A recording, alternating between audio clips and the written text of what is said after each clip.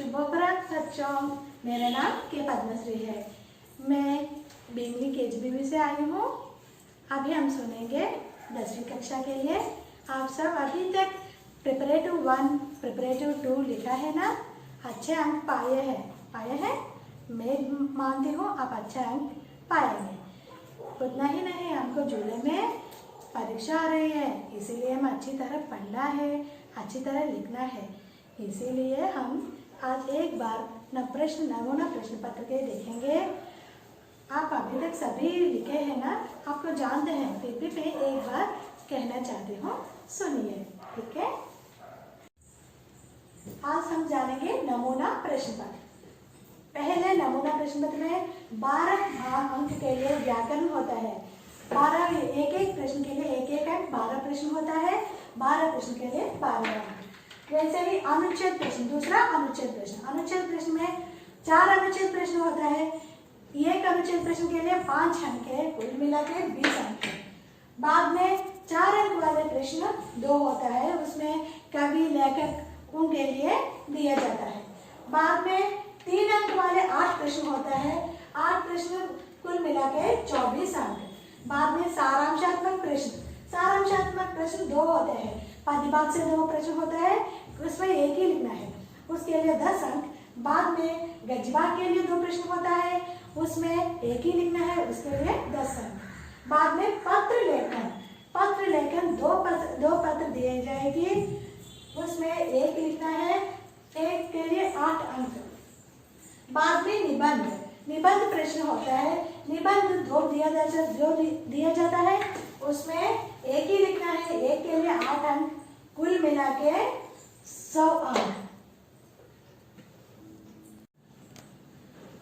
अभी हम जानेंगे सारांशात्मक प्रश्न। पहले हमको बरसते बादल, ईदगाह, हम भारतवासी, अंतर्राष्ट्रीय स्तर पर हिंदी, भक्ति पद, जल ही जीवन, धरती के सवाल, अंतरिक्ष के जवाब। ये पद्य पाठ है, ये गद्य और ये पद्य, या गद्य, या पद्य, या गद्य, यह भी गद्य में होता है ना? अभी हम पद्य में कितना भाग पढ़ना है? ये ఈ మూడిటిని మనం చదవాల్సి ఉంది. ఇందులో ముఖ్యంగా మనం చదవాల్సింది ఏంటి అంటే బరిస్తే బాదల్ కన్ఫర్మ్గా ఇస్తాడు. అలాగే నెక్స్ట్ మనం హమ్ భారత్వాసి కూడా చదువుకోవాలి. ఈ రెండింటిని మనం బాగా ప్రిపేర్ అయితే మనకి ఎస్ఏస్లో గ్యారంటీగా ఒక ప్రశ్న వస్తుంది. ఓకేనా? నెక్స్ట్ అదేవిధంగా గద్య భాగంలో చూసుకుంటే Idgah very very very important question Idgah. అలాగే ఈద్గాలో దాని తర్వాత మనం కింద నుండి తీసుకుంటే జల్ హీ జీవన్. ఈ రెండిట్లో గ్యారంటీ ఒకటి మనకి ఎగ్జామ్స్లో కంపల్సరీ వచ్చే క్వశ్చన్. ఈ సారాంశం బాగా చదవాలి, ఈ సారాంశం కూడా మనం బాగా చదవాల్సి ఉంది. మిగిలిన వాటి నుండి ఇందులో 3 మార్క్స్ క్వశ్చన్స్ రావచ్చు, లేదా అంటే ఎస్ఏలో కూడా రావచ్చు, ఎలా అయినా రావచ్చు. కానీ మనం మోస్ట్ ఇంపార్టెంట్గా చదవాల్సింది ఏమిటి? ఇదొకటి, ఈద్గాహ్, జల్ హీ జీవన్. అలాగే పద్య భాగంలో అయితే బరిస్తే బాదల్, హమ్ భారత్వాసి. ఈ రెండు ఇక్కడ మధ్య భాగంలో ఈ 2 చదవాలి, గద్య భాగంలో ఈ 2ని మనం చదవాల్సి ఉంది. ఓకేనా? మనం ప్రిపరేటివ్ 1, ప్రిపరేటివ్ 2 ఎగ్జామ్స్ రాసాం కదమ్మా. ఆ 2 పేపర్లు క్షుణ్ణంగా పరిశీలిస్తే ఎక్కువగా బరిస్తే బాధలు మనకి ఎక్కువగా ఉంది కనుక ఆ 2 పేపర్లు ఎక్కువగా మీరు ప్రిపేర్ అవ్వడానికి ట్రై చేయండి. ఓకేనా? మనకి పెట్టే ప్రతి ఎగ్జామ్కి అవి చదవండి. ఫస్ట్ మనం బరిస్తే బాదల్ పార్ట్ సారాంశం కోసం వివరించుకుందాం. पहले हम सुनेंगे बरसते बादल। इनका कवि है सुमित्रानंदन पंत जी। उन्होंने प्रकृति के बेजोड़ कवि माना जाता है। ऐसे सुमित्रानंदन पंत जी के लिए उनका प्रमुख रचनाएं वीणा, पल्लव, ग्रंथि सभी प्रमुख रचनाएं हैं। हम सब पहले सारांशात्मक प्रश्न में कवि परिचय किस पाठ से दिया गया है लिखने से हमको मार्क अच्छे अंक पाते हैं. ठीक है. अभी एक बार सारांशात्मक प्रश्न बरसते बादल का सारांश मैं बताऊंगी, एक बार सुनिए। बरसते बादल का कवि कौन है? सुमित्रानंद पंत जी है। वे प्रकृति के चित्र में बेजोड़ कवि माना जाता है। वेना गंधी, पल्लव, युगांत, ग्राम, चिदंबरा आदि उनके अनेक काव्य संकलन है। चिदंबरा को उनको ज्ञानपीठ पुरस्कार मिला। प्रस्तुत करता वर्ष ऋतु के लिए वर्णन मिलता है।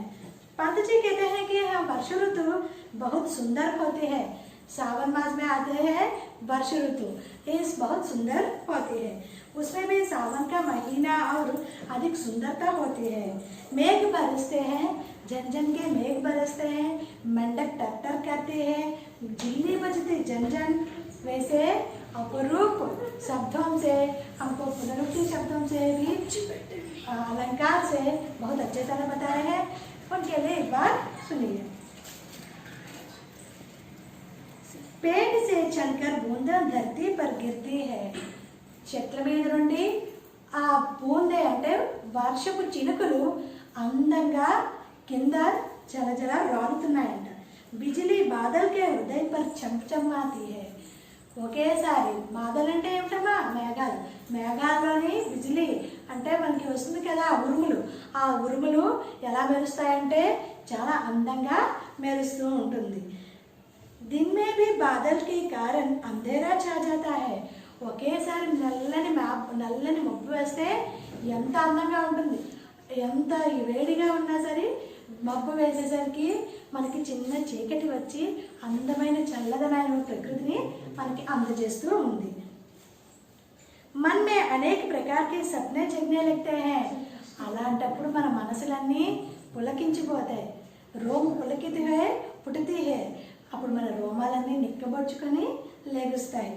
वर्ष होने पर मेंढक टर टर करती है, जिल्ले बजते झन झन। మోర్ వర్షం నెమలి ఎప్పుడు వర్షం కోసమే ఎదురు చూస్తూ ఉంటుంది। వర్షం వచ్చేటప్పుడు నెమలి తన ఆనందానికి హద్దులు అవధులు లేకుండా చక్కగా నృత్యం చేస్తూ ఉంటుంది। वैसे ही జాతక్ పక్షి కూడా తను ఏ విధంగా అరుస్తుందంటే, ఒక బిడ్డ కాన్పు చేసేటప్పుడు తల్లి ఎంత నొప్పి అయితే పడుతుందో ఆ విధంగా చక్కగా ఆ బాధతో అచ్చినట్టుగా మనకు అనిపిస్తుంది, కానీ దాని ఆనందం అనమాట అది। ఆ ఆనందంలోని ఆ చినుకులు నోట్లో పడుతుంటే తను ఎంతో ఆనందంగా ఉంటుంది।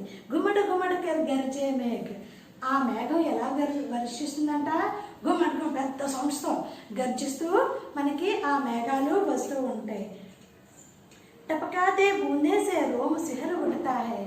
మనకి ఆ వర్షం పడుతూ ఉంటే ఆ చినుకులకి మనకి ఆ మట్టిలో ఉండి వచ్చే సువాసన చాలా బాగుంటుంది। అంతేకాకుండా మన రోమాలన్నీ నిక్కబొడుచుకుంటాయి। ఆకాశ से जल की धाराएं धरती पर गिरती है। ఆకాశం నుండి ఆ వర్షాలన్నీ కిందకి పడుతూ ఉంటాయన్నమాట। పడుతున్నప్పుడు లోపల ఉన్న విత్తనాలు ఏమంటే మొలకలు వస్తాయి। అవన్నీ మొలిచి చక్కగా మన ప్రకృతి అంతా అందంగా గ్రీనరీగా ఉంటుంది। कभी का मन बारिश का धाराएं के साथ झूला झूलने से लगता है। అప్పుడు కవి మన మనసులేటి, కవి మనసు ఏమిటి, ఎవరి మనసైనా పులకించడం ఖాయం। అంత అందంగా ప్రకృతి కోసం వర్ణించిన కవి ఎవరమ్మా అంటే ఒక్క సుమిత్రానంద పంత్ గారే। अभी हम ईदगाह के लिए सीखेंगे। ईदगाह का कवि श्री प्रेमचंद जी है। उनका प्रेमचंद उनका कलम का नाम है। उन्होंने 1880 में काशी में जन्म लिया। उनका बचपन का नाम धनपत राय श्रीवास्तव। उनका उपन्यास सम्राट कहते हैं। उनको उपन्यासों 1 दर्जन से अधिक उपन्यास लिखे हैं। और उनका उपन्यास में गोदान, गबन, मंगलसूत्र, जानकी मंगल ऐसे आदि है। एक बार हम देखेंगे। प्रेमचंद का जन्म गरीब परिवार में हुआ है। उनको 31 जुलाई 1880 में हुआ। इनके बचपन का नाम धनपत राय श्रीवास्तव। इन्होंने ट्यूशन पढ़ते हुए या मैट्रिक तथा नौकरी करते हुए बीए पास की है। इन्होंने लगभग 1 दर्जन से अधिक उपन्यास लिखे हैं और 300 से अधिक कहानियां भी लिखे हैं। उन्होंने साम्राट भी, उपन्यास साम्राट भी कहा जाता है। ఇతను ఒక పేద ఇంట్లో పేద కుటుంబంలో జన్మించారు. ఇతను 1880 జూలై 31న జన్మించారు. కాశీలో జన్మించారు. ఇతనికి చిన్నప్పటి పేరు ధనపతిరాయ్ శ్రీవాత్సవ్. ఇతను ట్యూషన్లు చెప్పుకొని ఏవో కాలేజీలు గట్రా అంటే చిన్న చిన్న వర్క్స్ అన్నీ చేసుకుంటూ అతను బిఏ పాస్ అయ్యారు. అంతేకాకుండా ఇతను ఒక చాలా ఉపన్యాసాలు రాశారు. అంతేకాకుండా 300 కన్నా ఎక్కువ కథలు కూడా రాశారు. ఇతని ఉపన్యాసాలు అన్నీ ఒక గరీబ్ కుటుంబానికి, అంటే పేద కుటుంబానికి, మిడిల్ క్లాస్ ఫ్యామిలీస్కి తగ్గట్టుగా అతని ఉపన్యాసాలన్నీ ఉంటాయి. అందుకే అతని కథలన్నీ మనసుకు హత్తుకునేలా రియలిస్టిక్గా ఉంటాయి. అందుకే ఇతనికి ఉపన్యాస సామ్రాట్ అనే బిరుదుని ఇచ్చారు. ఈ ఉపన్యాస సామ్రాట్కు ఇతని ఫేమస్ ఉపన్యాసాలు గోదాన్, गबन, सेवा सदन, निर्मला, कर्मभूमि, रंगभूमि, कायाकल्प, प्रतिज्ञा, मंगलसूत्र आदि इनके प्रमुख उपन्यास हैं। इनकी कहानियों में पंच परमेश्वर, बड़े घर की बेटी, कफन आदि प्रमुख है। इतने उपन्यासाల్లో ప్రముఖమైనవి ఏమిటి? గోదాన్, గబన్, సేవా సదన్, నిర్మల్, కర్మభూమి, రంగభూమి, కాయకల్ప్, ప్రతిజ్ఞ, మంగళసూత్ర. అతని కథల్లో గొప్పవి ఏమిటి? పంచపరమేశ్వర్, బడే ఘర్ కి బేటీ మరియు కఫన్. ఈ విధంగా ఉంటే కథలో చూస్తే ఇది ఈద్ పండుగ ఎప్పుడు రంజాన్ మాస్ మే ఆఖరి దిన్ కో ఈద్ మనాతా హై. రంజాన్లోని చివరి రోజున ఈద్ అనే పండుగని సెలబ్రేట్ చేసుకుంటాం. అదే ఈద్ పండుగ రోజు ఒక బీద కుటుంబాల్లో ఉన్న ఒక నానమ్మ మనవడి మధ్య మార్మికమైన ప్రేమని మనకి ఇక్కడ ఉపన్యాస సామ్రాట్ అయిన ప్రేమచంద్ గారు మనకు చూపిస్తున్నారు. उपन्यास हमीद 4-5 साल का दुबला पतला लड़का है. उनके अमीना उनकी दादी अमीना है. उनकी गोद में ही वह खेलता है, कूदता है. उनका माँ बाप कलरा से मर गए हैं, हैजा से मर गया है. వాళ్ళు చిన్న 4-5 సంవత్సరాలు చిన్న పిల్లవాడు. తన తల్లిదండ్రులు కలరా వల్ల చనిపోయారు. అంతేకాకుండా అతని నానమ్మ దగ్గరే తన ఒడిలోనే చక్కగా పెరుగుతూ ఉంటాడు. हमीद ईदगाह आज ईद का दिन है. ये रोज ईद रोज सभी लोग अपने माता पिता से ईदगाह देखने के लिए जा रहे हैं. अंदरू तन तल्लिదండ్రులతో తన ఫ్రెండ్స్ అందరూ ఈద్గాహ్కి వెళ్తున్నారు. ఈద్గాహ్ అంటే పండుగ మేళా జరిగే స్థలం అన్నమాట. ఆ మేళా జరిగే స్థలానికి వెళ్తున్నప్పుడు అక్కడ हमीद उनका दादी माँ से पूछेगी, मैं भी ईदगाह जाना चाहती हूँ. नानम्मा నేను కూడా ఈద్గాహ్ వెళ్తాను అని అడుగుతుంది. दादी ने मना कर दिया. तुम बहुत छोटा लड़का है. तुम 3 कोस दूर ईदगाह 3 कोस दूर में है. 3 कोस में तुम नहीं चल पाएगी. అక్కడ దాదిమా ఏం చెప్తుంది? 3 కిలోమీటర్ల దూరం నువ్వు నడవలేవు నాన్న, చిన్నపిల్లాడివి, నువ్వు వెళ్ళలేవు అని తను చెప్తుంది. फिर भी वे जाने के लिए जिद करता है. मैं भी जाऊंगी. उनके पास पहनने के लिए नए कपड़े नहीं है, पैरों में जूते भी नहीं है और भी एक पुरानी टोपी. उस टोपी को लगा के वे बहुत खुशी से ईदगाह जाने की तैयारी होती है. उनके बूढ़ी दादी माँ ने बहुत दुख होता है. आज पर्व दिन है, घर में पकाने के लिए कोई चीज़ नहीं है, मैं क्या करूँगी. అంటే వాళ్ళ నాన్నమ్మ చాలా బాధపడుతూ ఉంటుంది. వంట చేయడానికి ఇంట్లో ఏ వస్తువులు లేవు. బాబు చూస్తే ఇలా బయటికి వెళ్ళి సరదాగా వెళ్తా అన్నాడు. ఏం చేయాలి దేవుడా, ఇలాంటి పరిస్థితి నాకెందుకు తెచ్చావు అని తను దుఃఖిస్తూ ఉంటుంది. इतने में उनके पास 3 पैसे, दादी माँ के पास कितने पैसे हैं? 3 पैसे. ये 3 पैसे हमीद को देता है. दे के तुम वहाँ जाके कोई खरीद कर खा ले बेटा कह के बताते हैं. అక్కడికి వెళ్ళి నువ్వు ఏమైనా కొనుక్కొని తిన్నానా అని దాదిమా ఎంత ఇస్తుంది? అమీనా 3 पैसे ఇస్తుంది. ఎంత ఇస్తుందమ్మా? 3 पैसे ఇస్తుంది. ఆ 3 पैसे वो पकड़ के 3 पैसे पकड़ के वो चले जाते हैं. चले जाकर वो भी उतना दूर चलेगी. सभी लोग उनके बच्चों के लिए पकड़ खा खुशी से ईदगाह मेला के पास जाते हैं। చాలా ఆనందంగా హమీద్ मेला దగ్గరికి వెళ్తారు। प्रार्थना हो जाएगी। प्रार्थना हो जाने के बाद सभी बच्चों वहाँ पे बहुत खाने की चीज़ें हैं, खिलौने के वस्तु हैं, वो सब के पास वो जाते हैं। అక్కడికి వెళ్ళి ప్రేయర్ అయిపోయగానే అందరు పిల్లలు ఏం చేస్తారు, పిల్లలందరూ ఏం చేస్తామమ్మా మనం అక్కడికి వెళ్ళి మన అందరూని సరదాగా చిన్నపిల్లలు అయితే స్వీట్స్ కొనుక్కుంటారు, అంతేకాదు బొమ్మలు కొనుక్కుంటారు, అన్నీ కొనుక్కొని సరదాగా పండగని ఎంజాయ్ చేస్తారు। फिर भी वह 3 पैसे है, वो 3 पैसे में क्या खरीदेगी, తను 3 పైసలు ఉన్నాయి ఏం కొనుక్కోవాలా అనుకున్నాడు। सभी लोग पहले मिठाइयों के पास जाएंगे। जाने के बाद मिठाइयों की दुकान देखते हैं। नई मिठाई, ये मिठाई अभी खाने से पूरा हो जाएगी, अभी क्यों मुझे खरीदूं, ఈ మిఠాయిలు ఇప్పుడు కొనుక్కొని తింటే ఇప్పుడే అయిపోతుంది, దీన్ని ఎందుకు నేను కొనుక్కుంటాను అని అనుకుంటాడు। उसके बाद में सभी लोग कहाँ जाते हैं, उनके दोस्त सारे मित्र कहाँ जाते हैं, खिलौने के पास। ఇప్పుడు ఈ బొమ్మలు కొనుక్కుంటే బాగుంటుందేమో, उनका ललचाई आँखों से उस खिलौने को देखते हैं। फिर भी उनके वह समझते हैं ये खिलौने खरीदने से वो नीचे डूब जाने से चूकनाचूर हो जाएगी, इसीलिए इसको ना खरीदना चाहिए।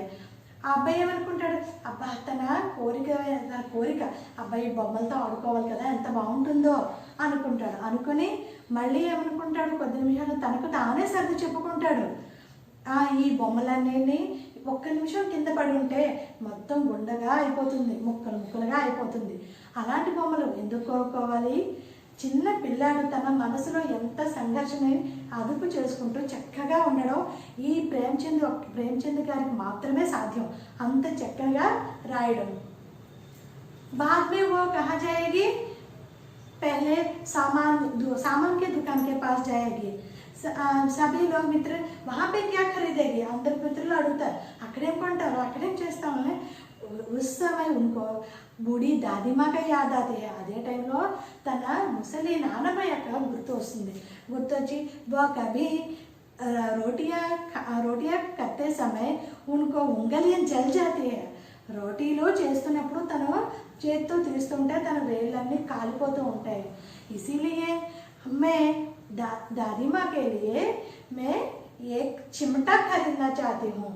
वो जाएगी वहाँ के पास। తనప్పుడు అనుకుంటాడు, అయ్యో మా నాన్నమ్మ వేళ్ళు కాలిపోతున్నాయి కదా, ఈ టైంలో నేను మా నాన్నమ్మ కోసం ఒక చిమటా కొంటే అది తను ఎంతో హ్యాపీగా ఫీల్ అవుతుంది అని అనుకొని ఆ దుకాణ సామాన్ల దగ్గరికి వెళ్తాడు। ఏ భయ్యా చిమటా కిత్నాకో దేగి, ఏ అన్నయ్య ఎంతకి ఇస్తావో చిమటా అని అడుగుతాడు। 6 पैसे को बोलेगी दुकानदार, 6 पैसలకి ఇస్తాను అన్నాడు। ఓ పహలే 3 पैसे नहीं देगी, 3 पैसలకి ఇవ్వవా అని అడిగాడు। అడగగానే ఓ నై దోంగి బోల్తే హై, ఆడు ఇవ్వను అని చెప్పగానే తను చిన్న బుచ్చుకుంటూ అలా వెళ్ళిపోతూ ఉంటాడు। बाद में वो दुकानदार बुला के 3 पैसे को चिमटा के लेने के लिए कहते हैं। అప్పుడు తనే పిలిచి దుకాణదారు 3 पैसల చిమటాని తీసుకొని వెళ్ళమంటాడు।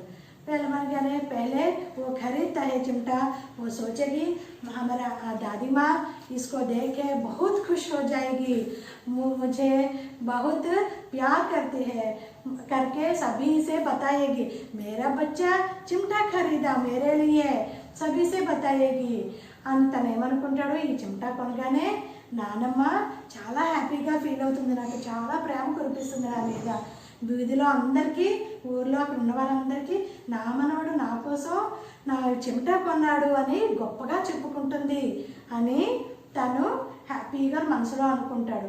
అనుకొని सभी ने मुझे दुआएं देती हैं, ये बड़े लोगों की अच्छी दुआएं सभी अल्लाह के दरबार में जाएगी, అందరూ నాకు దీవిస్తారు, ఆ దీవెనలన్నీ అల్లా దర్బార్కే చేరుకుంటాయి అని తను హ్యాపీగా ఫీల్ అయ్యి చిమటా కొంటాడు। चिमटा कोनी वो घर जाएगी, इंटिकी వెళ్తాడు। ఇంటికి వెళ్ళగానే दादी माँ को ये चिमटा दिखाएगी। दादी माँ तुरंत उसका प्रेम गुस्सा बन जाएगी। वो चिमटा చూపిస్తాడు दादी माँ की, చూపించగానే दादी माँ ఏమంటుంది, ఇంత నీకు ఏం చెప్పాను, ఏం కొనుక్కోమంటే నువ్వు ఏం కొనుక్కున్నావు అని తను వెంటనే తన ప్రేమ కోపంగా మారిపోతుంది। మారిపోగానే తను అప్పుడు చెప్తాడు, तुम्हारे रोटी करते समय तुम्हारी उंगलियां जल जाती है ना, इसीलिए मैं चिमटा खरीदा। నీకు రొట్టెలు తయారు చేస్తున్న టైంలో ఎప్పుడు నీ వేలు కాలిపోతున్నాయి కదమ్మా, అందుకే నీకోసం నేను చిమటా కొన్నాను దాదిమా అని చెప్తాడు. వెంటనే తన కోపం అంతా ప్రేమగా మారిపోతుంది. పరంతు తను వెంటనే ఏం చేస్తుంది, ఇంకో తనని హగ్ చేసుకుంటూ గట్టిగా పట్టుకొని ఏడుస్తుంది. వాళ్ళిద్దరి మధ్య ఉన్న మార్మిక ప్రేమ చాలా అందంగా చూపించారు మన ప్రేమచంద్ గారు. అరే అమీనా కా క్రోధ్ తురంత్ స్నేహ్ మే బదల్ గయా, వెంటనే తను ప్రేమ స్నేహంగా మారిపోతుంది. యా మూక్ స్నేహత, ఇది మార్మికమైన మనసు, సైలెంట్ లవ్ అంటే మార్మికమైన ప్రేమ మనసులో నుండి వస్తుంది. మార్మిక్ ప్రేమ్ థా, రస్ ఔర్ స్వాద్ సే భరా హై, అది తీయనైన చాలా ఆనందమైన ప్రేమ. బచ్చో మే కితనా త్యాగ్ హై, అంత చిన్నపిల్లాడిలో అంత త్యాగమా. కితనా సద్భావ్ ఔర్ కితనా వివేక్, అంత చిన్నపిల్లాడికి అంత మంచి గుణాలు, అంత మంచి భావం. తన నానిమ్మ కోసం ఆలోచించాడు. అంతేకాదు అంత తెలివితేటలు. दूसरों के खिलौने लेते और मिठाइयाँ खाते देखकर इसका मन कितना ललचाया होगा. ఇతరులు అక్కడ స్వీట్స్ ఖిలౌనా కొరుక్కుంటూ ఉంటే తన మనసు ఎంతగా కోరుకొని ఉంటుందో కదా వాటిని. వహా భీ అప్ని బుడియా దాదీకి యాద్ బని రహి, ఆ సమయంలో కూడా తన ముసలి నాన్నమ్మ కోసం అంతగా ఆలోచించాడు. అమీనా కా మన్ గద్గద్ హో గయా, తన మనసు ఇంకా ఆనందంతో ఉక్కిరి బిక్కిరి అయిపోయింది. आंचल फैलाकर हमीद का दुआएं देती जाती और आंसुओं का बड़ी बड़ी बूंदें गिरती जाती है. తన ప్రేమంతా ఒక్కసారి తన కోపం అంతా ప్రేమగా మారింది. ఆ ప్రేమతో దీవెనలు ఇచ్చి ఒక పెద్ద పెద్ద ఆంసు అంటే కంట నీరు, పెద్ద పెద్ద బూందే అంటే చుక్కలు కారుతున్నాయి అనమాట. హమీద్ ఇస్కా రహస్య క్యా సంచత, ఈ ఆనంద భాష్పాల కోసం హమీద్కి ఏం తెలుసు. యహి ఈద్గాహ్ పాట आपको अच्छा लगे है ना, समझा है, अंदर के अर्थమైంది కదమ్మా. इसको बहुत very very important, this is also very important, ठीक है. ये भी अच्छी तरह पढ़ना है, ये भी अच्छी तरह पढ़ना है. ये दोनों का सारांशात्मक वेरी वेरी इम्पोर्टेंट, इस दोनों को बहुत अच्छी तरह कोई मिस्टेक्स ना लिख के अच्छी तरह लिखना है, अच्छी तरह प्रैक्टिस कीजिए, ठीक है.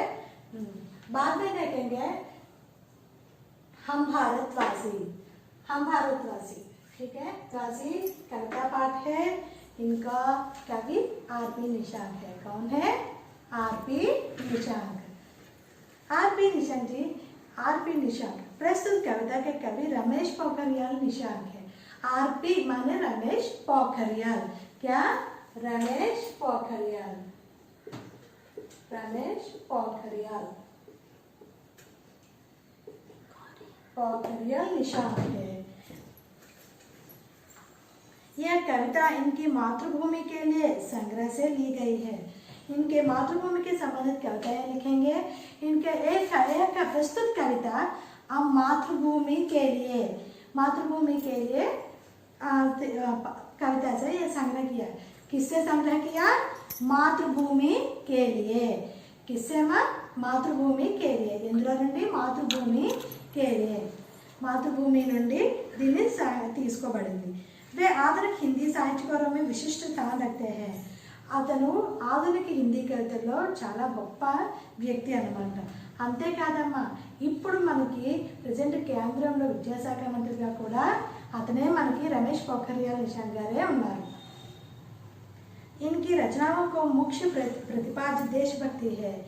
ఇతను ముఖ్యమైన దేనికి ఒక్కొక్కరిది ఇప్పుడు మన సుమిత్రానంద పంత్ గారు ఉన్నారంటే ప్రకృతి కోసం ఎక్కువగా రాస్తుంటారు. అలా ప్రేమచంద్ గారు ఉన్నారంటే తను ఒక గరీబ్ పరివార్ కోసం, వాళ్ళ కోసం, మధ్యతరగతి కుటుంబాల కోసం రాస్తుంటారు.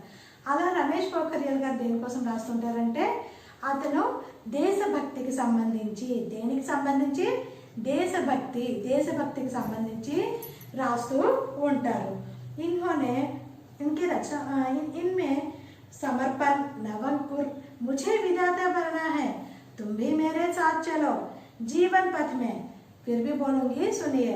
नवंकुर, समर्पण, मुझे विधाता बनना है, तुम भी मेरे साथ चलो, जीवन पथ में. कोई मुश्किल नहीं। आदि చర్చిత కవి రచనయే కి హై ఇంకా మహా గొప్ప గొప్ప రచనలు కూడా అతను చేశారు. అందులో ప్రముఖమైన మనం ఇప్పుడు కొన్ని తెలుసుకున్నాం కదా. ఇప్పుడు పాఠంలోకి వెళ్దాం.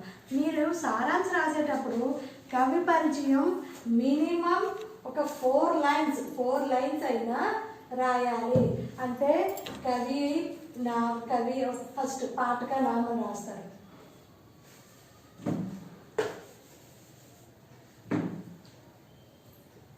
पाठ का नाम रास्तारू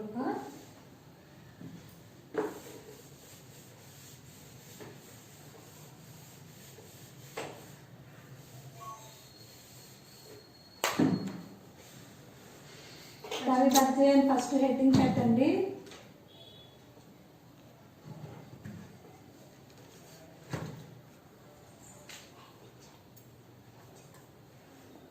फस्ट कवि परिचय ఇలా हेडिंग పెట్టాక फस्ट पाठ का नाम అనే సైడ్ హెడ్డింగ్.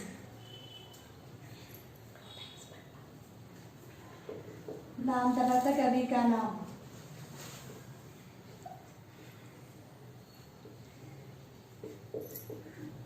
जीवन का,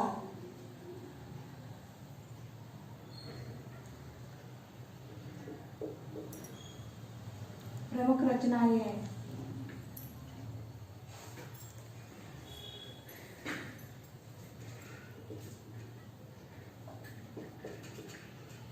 ఇలా పెట్టి ఇంకా అతను జన్మం అంటే ఎక్కడ పుట్టారు ఏమిటి అనేది ఉంటుంది కదా. అలాంటివన్నీ అతనికి వచ్చిన అవార్డ్స్ అవన్నీ కూడా నీట్గా ఇక్కడ ఇంకా 2-3 ముక్కల్లో రాస్తే దీనికి చక్కగా మార్కులు మనకు క్లియర్గా పడిపోతాయి. దాని తర్వాత మనం పెట్టాల్సిన సైడ్ హెడ్డింగ్ సారాంశ్.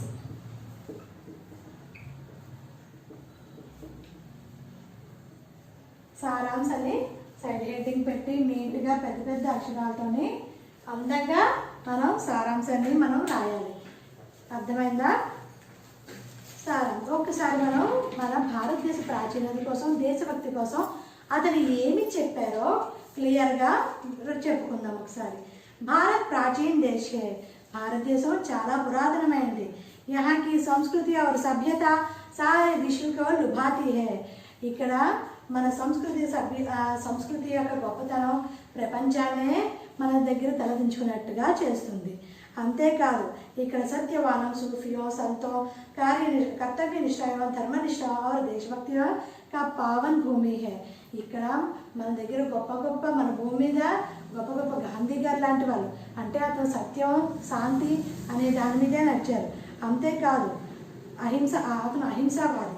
అంతేకాదు సంతం సూఫం అంటే గౌతమ్ బుద్ధుడు రామకృష్ణ పరమహంస లాంటి పెద్ద వాళ్ళు కూడా మన దగ్గరే జన్మనిచ్చారు. అలాంటి గొప్ప వారిని జన్మనిచ్చిన పవిత్రమైన భూమి మన భారత భూమి. పాఠంలోకి వెళ్తే అలాంటి పవిత్రమైన పావనమైన భూమిలో మనం పుట్టడం మన అదృష్టం.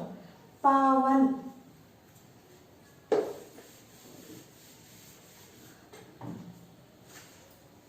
పావన్ సంధి విచ్ఛేదం చేయండమ్మా. పవన్ ఈ రెండిటికి సంధి విచ్ఛేదం చాలా సింపుల్. ఇది రెండిట్లో కంపల్సరీ ఒకటి మనకి వస్తుంది.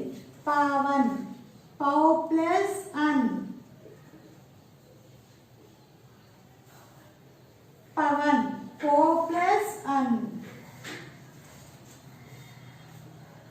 ఈ రెండిట్లో ఒకటి గ్యారంటీ మనకి వచ్చేస్తూ ఉంది. ఎందుకంటే ఒకేలా కనిపించి రెండు చిన్న డిఫరెన్స్తో రాయడమే దీంట్లో ప్రత్యేకత. కనుక ఈ రెండిట్లో ఏదో ఒకటి కంపల్సరీ వస్తుంది. బాగా ప్రాక్టీస్ చేయండి.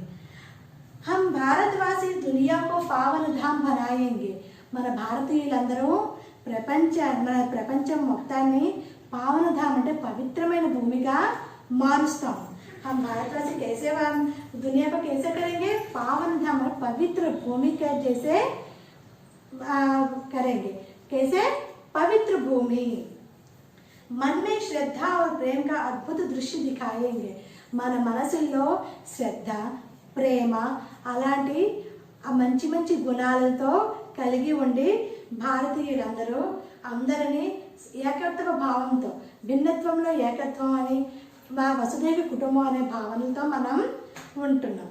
ऊंच नीच का भेद मिटाकर दिल में प्यार बसाएंगे.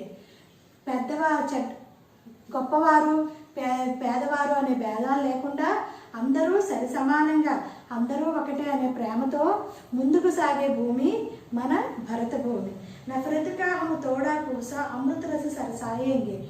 మనం ఎటువంటి చెడుకి దేనికి మనం క్లేశానికి అలాంటి వాటికి దూరంగా ఉండి అందరికీ మనం మంచి చేయాలి అనుకుంటాం. हम निराशा को दूर भगाकर फिर विश्वास जगाएंगे.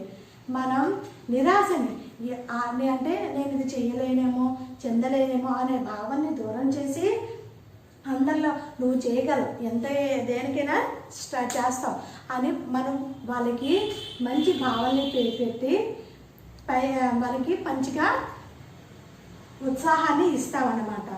हम भारतवासी दुनिया को पावन धाम बनाएंगे. మన భారతవాసీలము ప్రపంచాన్ని పవిత్రంగా చేస్తాము. ఉల్జన్ మే ఉల్జే లోగోं को तथ्य दीप दिखाए समझाएंगे. ఉల్జన్ అంటే కష్టాలు, కష్టాల్లో కొట్టుమిట్టాడే వారికి వాళ్ళకు చేయూతనిస్తాం అనమాట. అంటే నువ్వు ఇందులో వెళ్ళు, ఈ దారిలో వెళ్ళు, నువ్వు మంచిగా వెళ్ళు, మంచిగా చేయి అని కష్టాల్లో కొట్టుమిట్టాడే వారికి మనం ఒక దీపాన్ని అంటే వెలుగును చూపించి వాళ్ళకి ముందుకు సాగేటట్టుగా చేస్తాం అన్నమాట. భటక్ రహే జో జీవన పథ సే ఉన్కే రాహ్ దిఖాయేంగే. ఎవరైతే ఎందులోని మనకి ఏమీ లేదు అనుకొని ఉంటారు, భటక్ రహే జో జీవన పథ సే ఉన్కో రాహ్ దిఖాయేంగే. మరి ఎవరైతే ఏది లేకుండా ఏ ఆలోచన అంటే మనం ఏం చేయాలి ఏమీ పాల్పోని వాళ్ళకి ఒక మంచి త్రావు చూపించి, త్రావు అంటే రోడ్డు కాదమ్మా, వాళ్ళకు దారి నువ్వు ఎలా జీవించగలవు అలా చేయగలవనే ఒక మంచి దారిని చూపించి వాళ్ళకి ముందుకు నడిపించేది మన భారతీయులు. हम खुशियों को दीप जला जीवन ज्योति जलाएंगे. అందరికీ ఆనందాల జ్యోతిని అందరిలో చిరునవ్వులతో ఆనందంగా ఉండాలని చూసేవారు ఎవరు అంటే మన భారతీయులు. हम भारतवासी दुनिया को पावन धाम बनाएंगे. మన భారతీయులందరూ దునియా అంటే ప్రపంచానికి పవిత్రంగా పరమ పవిత్రంగా చేస్తాం. భారతవాసి, భారతవాసి ఏ సంవత్సరమా?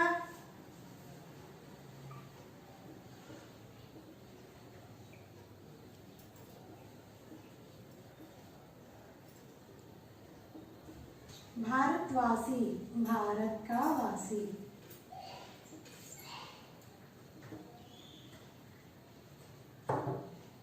किस समास? तत्पुरुष समास. किस समास? भारतवासी, भारत का वासी, तत्पुरुष समास. मन में श्रद्धा और प्रेम का अद्भुत दृश्य दिखाएंगे. మన మనసుల్లో వారి మీద మంచి అభిప్రాయము ప్రేమతో మంచిగా వాళ్ళందరినీ మనం దగ్గరికి తీసుకుంటాం.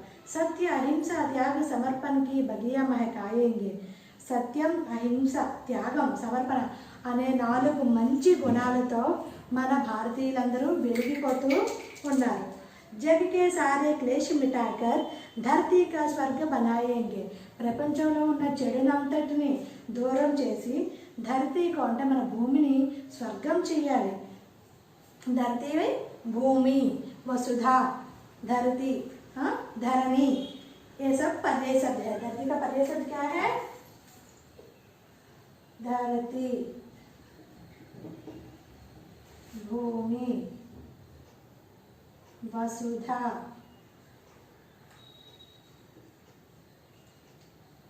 धरणी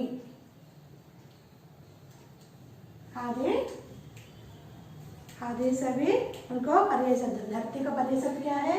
धरती, भूमि, वसुधा, धरणी ये सभी पर्याय शब्द है. ठीक है. विश्व बंधुत्व का मूल मंत्र हम दुनिया को सरसाएंगे. विश्व बंधुत्व माने विश्व में सभी लोग हम सब भाई बहन है. ऐसे करके जिसको विश्व बंधुत्व की भावना भाईचारे का संदेश देता है. इस भावना से हम दुनिया को अमृत रस कर అమృత్ చేసా బనాయేంగే. అంటే మన విశ్వ బంధుత్వం మన విశ్వంలో ఉన్న ప్రపంచంలో ఉన్న వాళ్ళందరూ మనం అన్నదమ్ములు అనే భావనతోని మనం ముందుకి సాగిపోతున్నాం. హమ్ భారత్వాసి దునియాకో పావనధామ్ బనాయేంగే. మనం భారతీయులందరూ దునియాలో పావనధామ్ అంటే పవిత్రమైనగా మారుస్తాము అని. అర్థమైందమ్మా? పవిత్రమైనదిగా మారుస్తాం. అర్థమైంది కదమ్మా? ऊंच नीच, ऊंच नीच किस समास है? ऊंच नीच.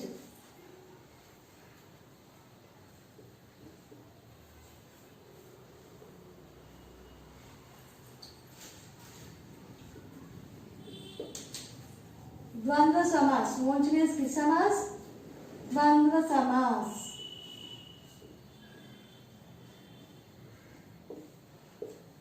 ऊंच नीच किस समास? द्वंद्व समास. ठीक है?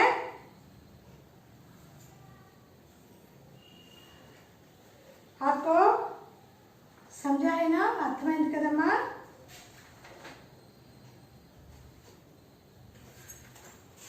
अभी हम देखेंगे अंतरराष्ट्रीय स्तर पर हिंदी. अभी हम क्या देखेंगे?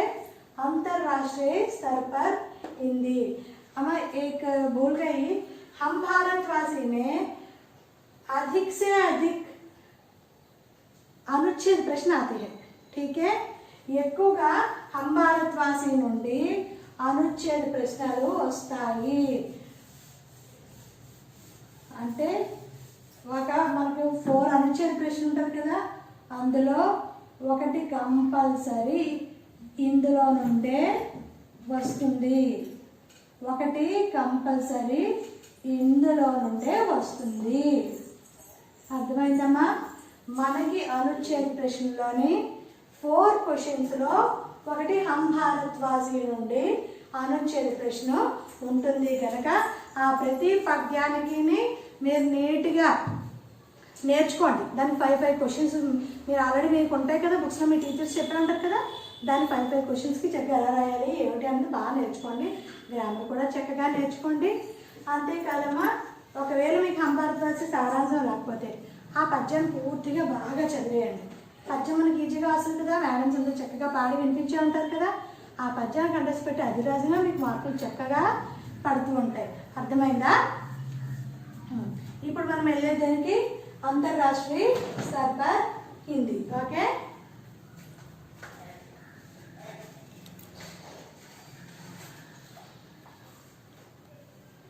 यह विधा पत्र लेखन. यह किस तरह की विधा? पत्र लेखन.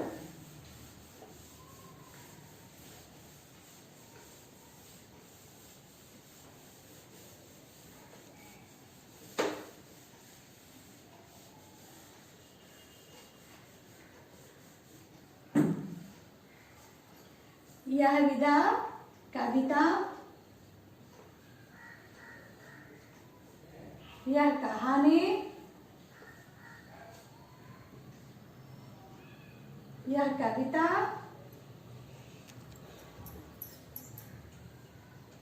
यह पत्र लेखन. यह कैसा है विधा? पत्र लेखन.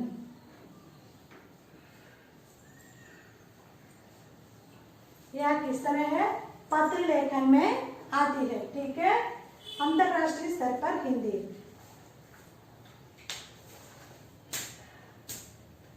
हिंदी के लिए हम सब पढ़ रहे हैं, अभी हिंदी भी पढ़ रहे हैं.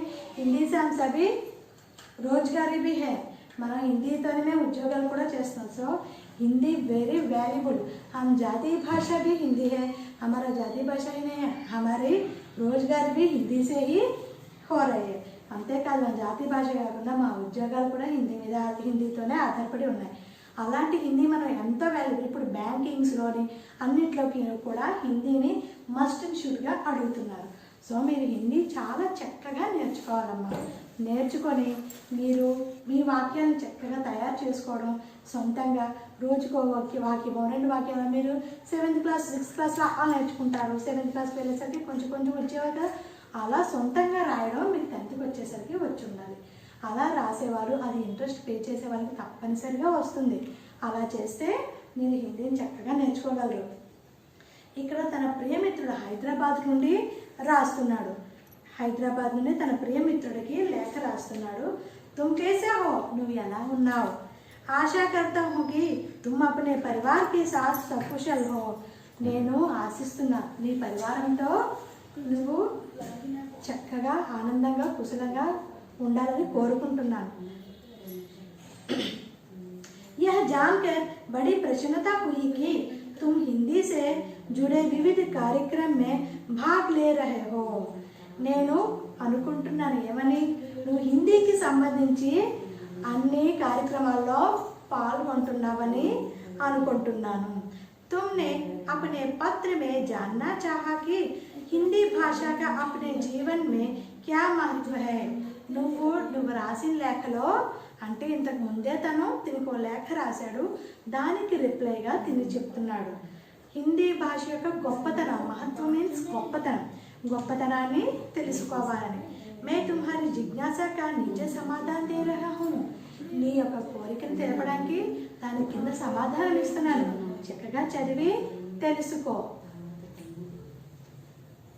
भारतीय स्वतंत्रता संग्राम में देश को एकता के सूत्र में बांधने के लिए एक भाषा की आवश्यकता है. మన భారతీయుల స్వతంత్రతా సంగ్రామంలో అంటే స్వాతంత్ర్యం కోసం పోరాడే సమయంలో మన వారందరికీ ఒక భాష అర్థం అవ్వాలి. ఆ భాష ఏమిటి అంటే హిందీ. ఆ భాష హిందీ. ఎందుకంటే ఒక్కసారి చూడండి అమ్మా, మన తెలుగులో చాలా పదాలు హిందీకి సంబంధించి. హిందీలో పాఠశాల, తెలుగులో కూడా పాఠశాలే కదా. హిందీలో పుస్తక్ అంటాం, తెలుగులో పుస్తకము అంటాం. హిందీలో భ్రమర్ అంటాం, తెలుగులో భ్రమరము, తుమ్మెద కదా. అలా చాలా పదాలు మన హిందీ పదాలు తెలుగు పదాలు కలిసే ఉంటున్నాయి. అదేవిధంగా మన బెంగాలీలో తీసుకుంటే బెంగాలీలో వాళ్ళు మాట్లాడే బెంగాలీలోని సగం లాంగ్వేజ్ హిందీయే ఉంటుంది. 3/4 లాంగ్వేజ్ హిందీయే ఉంటుంది, 1/4 మాత్రమే బెంగాలీ ఉంటుంది. అలా ఒడిస్సాలో తీసుకుంటే ఒడిస్సా కూడా సేమ్. అన్నిట్లో అలా మన అన్ని రాష్ట్రాల్లో తీసుకుంటే హిందీయే ఎక్కువ భాగం ఉంది. కాబట్టి మన జాతీయ భాషగా అంటే మన అందరికీ ఒక భాష, ఆ భాషలో బెంగాలీ అవ్వకూడదు, ఒడిస్సా అవ్వకూడదు, తెలుగు అవ్వకూడదు, పంజాబీ అవ్వకూడదు. వీటన్నిటిలో కామన్గా ఉన్నది ఏమిటి అంటే హిందీ. అలా కామన్గా ఉన్న భాషని మనం ఎంచుకొని స్వతంత్రతా సంగ్రామంలో మనం పోరాటం చేయడానికి గాంధీజీ గారు అప్పుడే మనకి హిందీని తను ఒక మన అందరికీ మాట్లాడే భాషగా ఎంచుకున్నారు. ఆ భాషే హిందీ. అంతేకాదు మన గాంధీ గారు ఆగ్రాలోని గాంధీ గారి కొడుకైన దేవదాస్ గాంధీ గారు ఆగ్రాలో ఒక హిందీ సంస్థ టీవీ దక్షిణ భారత హిందీ ప్రచార సభ అనే దాన్ని కూడా నెలకొల్పారు. అప్పటి నుండే హిందీని గాంధీ గారు కొడుకు గారు దేవదాస్ గాంధీ గారు చాలా బాగా మనకి కంటిన్యూ చేస్తూనే వచ్చారు. यह काम हिंदी से ही माध्य हो सका. ఇది హిందీయే జరపగలదు అని గాంధీ గారు గట్టిగా నమ్మారు. आज हमें एक से अधिक भाषाएं सीखना जरूरी है. ఈ రోజు మనం ఒకటి కంటే అధికమైన భాషలు నేర్చుకోవాల్సిన అవసరం ఎంతైనా ఉంది.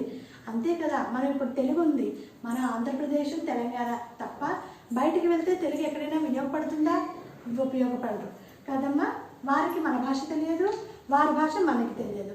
అందుకనే మనం ఇప్పటి రోజుల్లో ఒకటి కన్నా ఎక్కువ భాషలు నేర్చుకోవాల్సిన అవసరం ఎంతైనా ఉంది. जिनमें हिंदी और अंग्रेजी का स्थान महत्वपूर्ण है.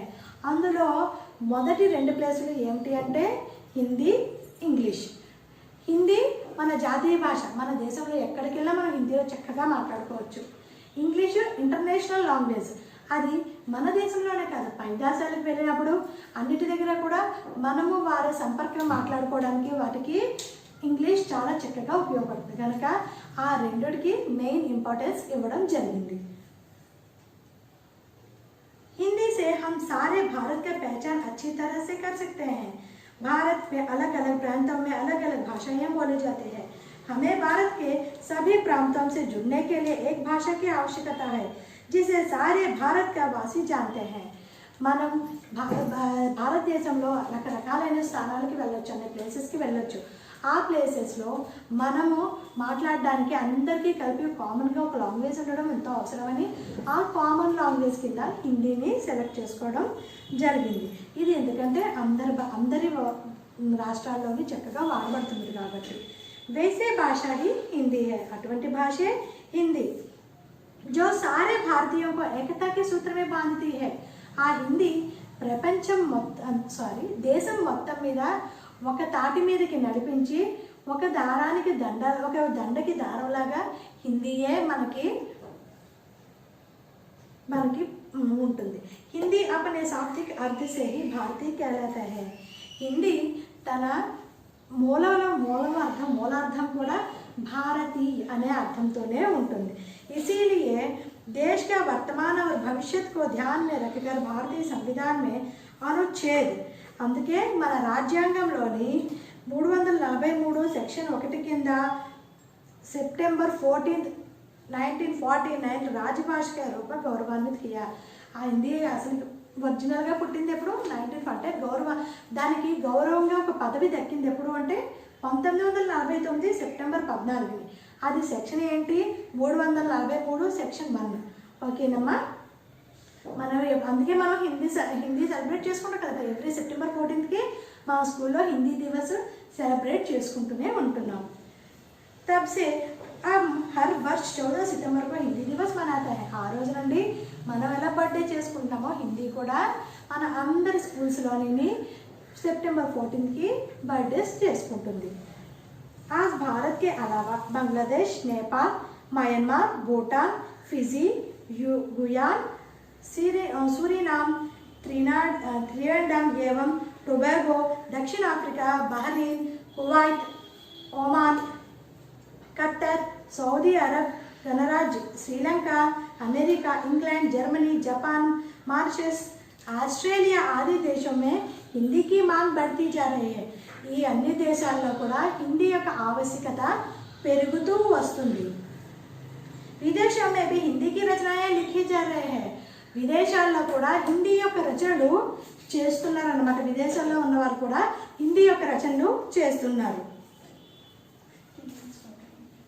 जिसमें वहाँ के साहित्यकारों का भी विशेष योगदान है అక్కడ ఉండే లేఖకులు వాళ్ళు కూడా సాహిత్యాన్ని రాసేవారు కూడా హిందీ అంటే ఇంట్రెస్ట్ బాగా పెరుగుతూ వస్తుంది ये हम सब के लिए गर्व की बात है कि विदेश में भारतीयों से आपसी व्यवहार करने के लिए वहाँ के लोगों भी हिंदी सीख रहे हैं అంతేకాదు మన భారతీయులతోని చర్చలు జరగడానికి దానికి కూడా అక్కడ వారు చక్కగా మాట్లాడుకోవడానికి వారికి हिंदी चक्कर నేర్చుకుంటున్నారు इस तरह हिंदी की मांग आज विश्व भर में बढ़ती जा रही है ఈ విధంగా ప్రపంచం మొత్తం మీద మన హిందీ యొక్క ఆవశ్యకత చాలా పెరుగుతూ వస్తుంది इसीलिए भारत के अलावा अन्य देशों में भी कई संस्थाएं हिंदी के प्रचार व प्रसार में जुटी हुई है आज विश्व भर में हिंदी का प्रचार व प्रसार बढ़ रहे हैं इसीलिए हमारे जनवरी 10 को विश्व हिंदी दिवस मना रहे हैं कभी जनवरी 10 को विश्व हिंदी दिवस मना रहे हैं इसे अभी www.rajbhasha.nic.in में भी वैसा बहुत से हमको वेब एड्रेस से इनमें हिंदी सीखने के लिए तैयार है आप सभी उनमें देख के हिंदी सीखे మనకి చాలా హిందీకి సంబంధించిన వరల్డ్ వైడ్ వెబ్సైట్ ఉన్నాయమ్మా అందులోని మీరు కావాల్సినవి హిందీని చక్కగా నేర్చుకోవచ్చు నిజంగా మీ ఇంట్రెస్ట్ ఉన్న పిల్లలైతే చక్కగా నేర్చుకుంటారు అలానే అంతేకాకుండా మీరు రాబోయే చదువుల్లో కూడా అంటే ఇంటర్ వాటిలో కూడా సెకండ్ లాంగ్వేజ్ని హిందీ కింద తీసుకొని మీ అందరూ ఇంకా మీ హిందీ గొప్పతనాన్ని పెంచుతూ ఉంటారని ఆశిస్తున్నాను అని తను చక్కగా చెప్పాడమ్మా అలాగే మనం కూడా పాటిస్తాం కదా మనకి చెప్పింది ఎవరు అభినవ్ కుమార్ తిను లెటర్ రాసేవాడు ఎవరు బషీర్ అహ్మద్ లెటర్ రాసేవాడు అబ్బాయి ఎవరు బషీర్ అహ్మద్ వింటున్న ఇప్పుడు లెటర్ ఎవరికైతే పంపించి సెండ్ చేసామో వాళ్ళు అభినవ్ కుమార్ ఈ లెసన్ మీకు అర్థమైందనే అనుకుంటున్నాను ఓకేనా మనం అంతర్రాష్ట్రీయ సర్వర్ హిందీ వరకు ఇప్పుడు చెప్పేసుకున్నాం నెక్స్ట్ క్లాస్లో మిగిలిన 3 ఎస్ఎస్కి మనం చక్కగా వివరించుకుందాం దానికి సంబంధించిన మ్యాటర్లన్నీ తెలుసుకుందాం అన్నీ చేద్దాం సరేనా మీరు హిందీ ఎగ్జామ్ పేపర్ ఇచ్చేటప్పుడు చుట్టూ నీట్గా బార్డర్ కొట్టాలి బార్డర్ కొట్టమన్నాం కదా అని ఇంత వెడల్పుగా స్కేల్ పట్టుకొని బార్డర్ కొట్టడం కాదమ్మా నీట్గా సింపుల్గా ఉండేటట్టుగా కొట్టి అందంగా ఉండాలి మనం చుట్టూరు నీట్గా బార్డర్స్ కొట్టాలి కొట్టి నీట్గా మనం ప్రజెంటేషన్ ఉండాలి. ఎక్కువ కలర్ పెన్స్ యూజ్ చేయకండి. మీరు ఎస్ఏని పాయింట్ల వైజ్ రాయొద్దు, ఎస్ఏని ఎస్ఏలాగే రాయండి, పాయింట్స్ వైజ్ రాయొద్దు. ఎప్పుడైనా ప్రతి ఎస్ఏకి క్వశ్చన్ నెంబర్ కరెక్ట్గా ఉండాలి. క్వశ్చన్ నెంబర్ కరెక్ట్గా ఉంటేనే మీరు రాసిన ఎస్ఏకి ఆ మార్క్స్ పడతాయి. క్వశ్చన్ నెంబర్ కానీ రాంగ్గా వేస్తే మీరు మిస్టేక్ లేకుండా రాసినా కూడా అది ఫుల్ రాంగ్ కొట్టబడుతుంది. సో మీరు క్వశ్చన్ నెంబర్ కరెక్ట్గా ఉండాలి. మీరు రాసే మ్యాటర్ ఫస్ట్ కవపరిచే నీట్గా ఒక 3-4 లైన్స్ అయినా మినిమం ఉండాలి కవపరిచే. దాని తర్వాత సారాంశం సైడ్ హెడ్డింగ్ పెట్టి నీట్గా రాయండి. ఓన్లీ బ్లాక్ బ్లూ మాత్రమే యూజ్ చేయండి. కలర్స్ మిక్స్డ్ కలర్స్లా వాడి మొత్తం పేపర్ని కంగాలే చేయకండి. ఓకేనా? అంతా మీరు నీట్గా ప్రజెంటేషన్ చేస్తేనే మార్క్స్. ఫస్ట్ మీరు ఇంప్రూవ్ చేసుకోవాల్సి మీ రైటింగ్ స్కిల్ చాలా నీట్గా ఉండాలి. ఓకేనా? Bye children's. నెక్స్ట్ క్లాస్లో మళ్ళీ మనం ఈ 3 ఎస్సేస్తో కలుద్దాం. హ్యాపీయా అందరినీ? Okay. All the best for your future exams. In జూలైలో అవుతుంది మనకి. ఆ ఎగ్జామ్స్కి అందరూ బాగా వెల్ ప్రిపేర్. ఓకేనా? Okay. Stay home, stay safe. కరోనాని నివారిద్దాం.